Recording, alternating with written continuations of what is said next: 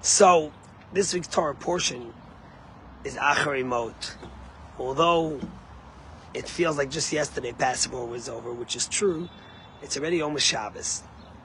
And one of the laws that we read in this Torah portion is God says, "Ushmartem es chukoisai v'mishpatai sheyaseh behem ha'adam v'chai behem ani Hashem." That you shall do my laws and my commandments that a person can do, and you will live. You shall live with them, and I am God. Now, the rabbis tell us something very remarkable, and I think this is at the crux of what's going on in the world now, and the war between Hamas and Israel. Because the Torah says like this: why does it say v'chai b'hem? God says, do my commandments, do my laws that a person can do, and you should live with them. And the rabbis learn something from here remarkably powerful. They say the Torah tells you that you should only do mitzvahs when they allow you to live. For example, if heaven forbid you would keep Shabbos and someone would pass because you're not desecrating the Shabbos, then you have to desecrate the Shabbos. If someone's life is in danger and he needs to be rushed to the hospital, then even if it's Shabbos and you're not allowed to drive, in order to save a person's life, you always will do anything it takes to save the person's life. And we learn it out from the words v'chai b'hem. The Torah says you should live for them. The mitzvahs are meant to make you live and not, heaven forbid, the opposite. But the rabbis say something even deeper. That the mitzvahs should be done with life, with zest, with joy. Because they're there for us to enjoy life, for us to appreciate life, for us to cherish life. And this one little verse, and these two words, and these two extra words that the Torah says have been at the essence of what makes a Jew. V'chai b'hem. As Jews, we cherish, we love, we embrace life. We want to live.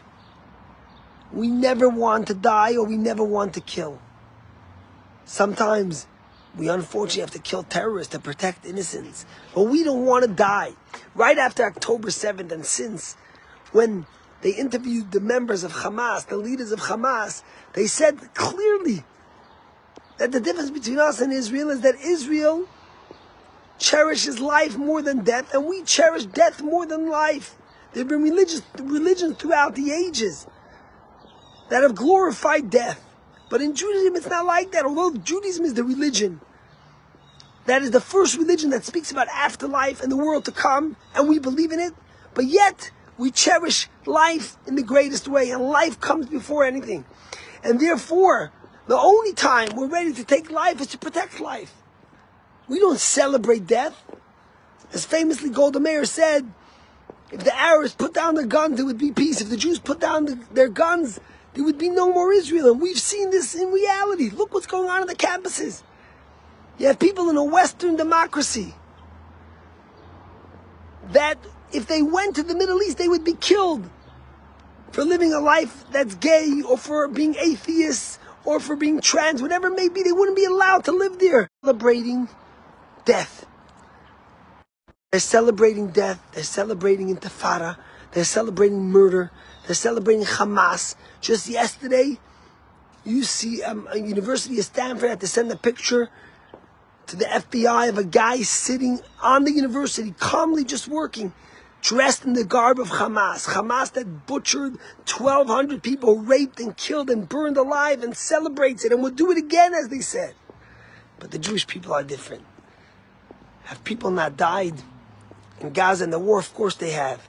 But if you look at the ratios compared to any war and urban fear, we go out of our way to try to protect civilians, even when the terrorists hide behind civilians. Look at the war in Russia. Putin wouldn't think twice to kill anyone just to get what he wants. But Israel goes out of their way to protect people. Why? Because the Torah tells us, v'chai b'hem. There's nothing, every human being is created in the image of God. And there's nothing greater than preserving life. And therefore, Jews have been at the forefront of inventions and medicine and science to save people, human beings who are sick. Think about how many Nobel Prizes the Jewish people have got. Think about How many inventions in medicine have come from great Jewish people who cared to make a difference, to save. And that's the story of the Jewish people. And that's what bothers these terrorists and these idiots who are demonstrating all over and screaming the silliest things, who don't even know anything about the Middle East. Because they recognize that ultimately we will survive, because truth survives and truth will thrive. And they recognize that we celebrate life and celebrate joy. And that's why we're the happiest people, and we celebrate each other and we love each other. And there's nothing as painful for us as when a soldier dies, but yet we will do what it takes to protect ourselves. Because 80 years after the Holocaust, we could never ever take our army and our people and our country for granted. There's the old anecdote about this guy Chaim, who is stuck in the rain, and he runs into the first place possible to get cover. He's 5'2", and he sits down in a church, and he's sitting on one of the pews. The priest gets up to preach, and he says, whoever wants to go to heaven, raise your hand, raise your hand. And everyone's raising their hand once, twice, except little Chaim on the back bench. He's like shuddered in the back. Finally, the priest looks at him and says, you in the back, don't you want to go to heaven? And Chaim says, of course I want to go to heaven. But what's the rush? It's a joke. But there's a lot of meaning to joke. Jews embrace life, and we cherish life. Because the Lord commands us in this week's Torah portion. You should do the commandments, but v'chai b'hem. You should always cherish and keep life sacred and protect life, because every single human being is created in the image of God. God bless you and have a great